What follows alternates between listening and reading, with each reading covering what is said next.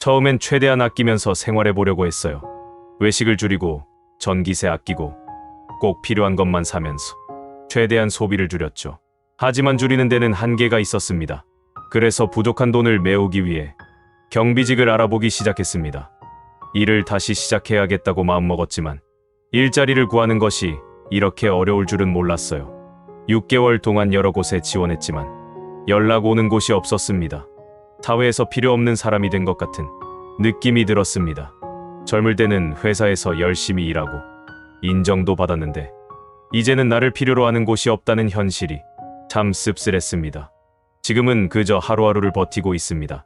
살아갈 날이 30년은 더 남았는데 이대로 버틸 수 있을까요? 한숨만 나옵니다. 결국은 많은 분들이 대출을 받아서 생활비를 쓰고 있다고 합니다. 실제로 보험사 대출이 고령층에 집중되고 있다고 하는데요. 그런데 문제는 이 고령층이 다른 연령층보다 연체율이 아주 높다는 게 현실입니다. 왜 이런 일이 벌어지는 걸까요? 첫 번째, 소득 감소 때문입니다. 은퇴 후 직면하게 되는 가장 큰 문제 중 하나는 소득 절벽입니다. 한국의 고령층은 은퇴 후 평균적으로 소득이 약 42% 감소한다고 합니다. 예를 들어 직장 생활을 하면서 월 300만 원을 벌던 사람이 은퇴 후에는 180만 원도 채 벌지 못하게 되는 것이죠. 하지만 문제는 소비를 줄이는 것이 쉽지 않다는 점입니다.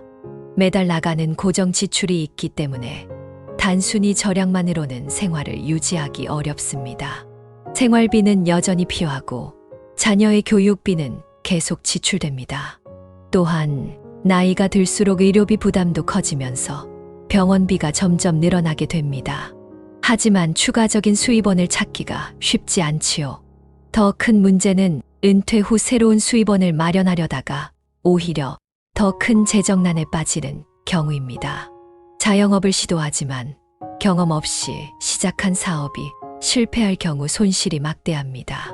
결국 남은 재산까지 잃고 부채가 더 늘어나는 최악의 상황에 빠질 수 있습니다.